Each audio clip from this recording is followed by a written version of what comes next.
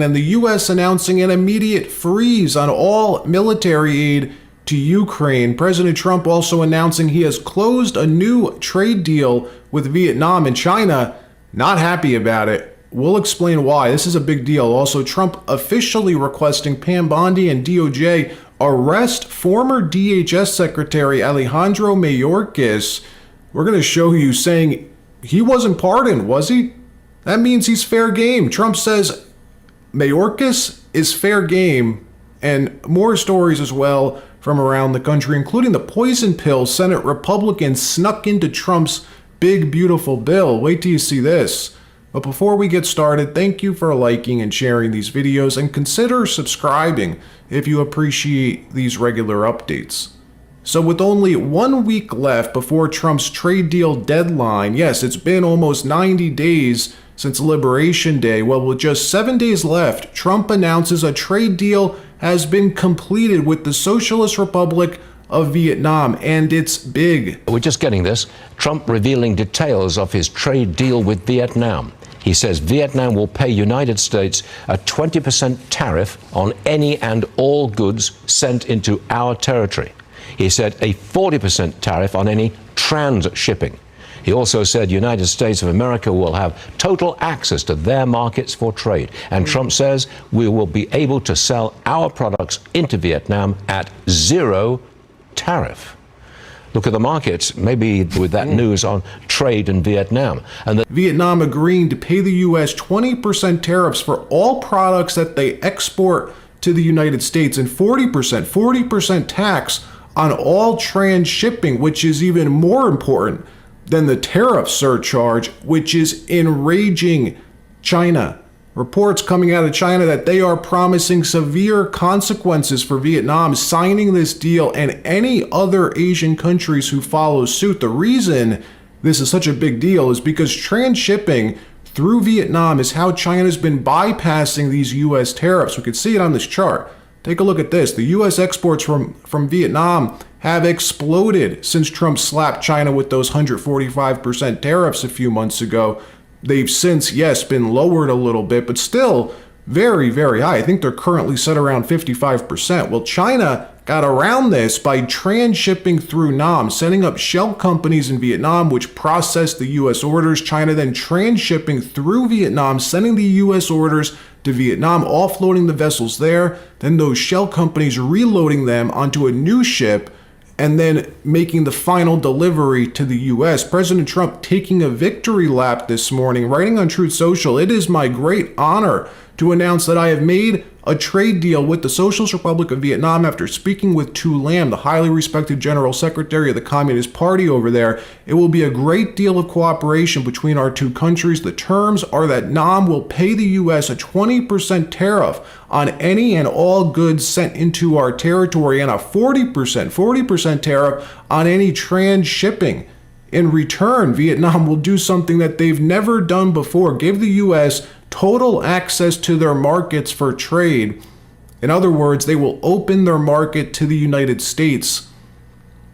Markets rejoicing. The S&P 500 setting a new record high today. Again, this is like the third day in a row, which is dumbfounding mainstream experts who've been telling us for months that tariffs are the worst thing that Trump could do to markets. Trump saying Vietnam will do something that they've never done before, saying our automakers can now sell SUVs inside Vietnam, pointing to that specifically. Trump saying large engine vehicles, which do so well in the U.S., will be a wonderful addition to the various product lines within Vietnam. In another story, the White House confirming this morning that it is halting weapons shipments to Ukraine. Finally, the Trump administration may be willing to bring some real pressure to bear on the Zelensky government to wrap this war up. White House spokesperson Andy Kelly telling CBS News that in the context of the Russia war, the decision was made to put America's interests first, following a review of our nation's military support and assistance to other countries across the globe, referring to the fact that U.S. military stockpiles are falling way too low. We can't afford to be giving away all of our missile batteries to Ukraine and not replenishing them, which we can't do right now quick enough. we don't have anything left to defend the homeland in case of some sudden conflict. This clearly becoming even more of a problem after what we just saw happen with Israel and Iran. Trump's envoy, Steve Witkoff, even quoted in this piece saying, we have to make sure that we have enough Patriot missiles and we have enough air defense and all things that we need to ensure our own success first and foremost on the battlefield before worrying about other countries. So far, no official response yet from Kyiv. We'll keep you posted on that. In another story, in another win for the president, Paramount has just agreed to settle the lawsuit with Donald Trump, announcing they've agreed to pay $16 million to the president's library, his presidential library. They've also agreed to release transcripts of all future presidential interviews. And just to refresh our memory on what this case was about, because we've been hearing about a lot of cases, a lot of lawsuits. This was the lawsuit that Trump filed against 60 Minutes for deceptively editing Kamala's answer in the weeks before the 2024 election. And we've prepared a little clip showing what this was really about. The original answer she gave versus 60 Minutes edited answer that they ended up showing to the public. Roll the tape. But it seems that Prime Minister Netanyahu is not listening.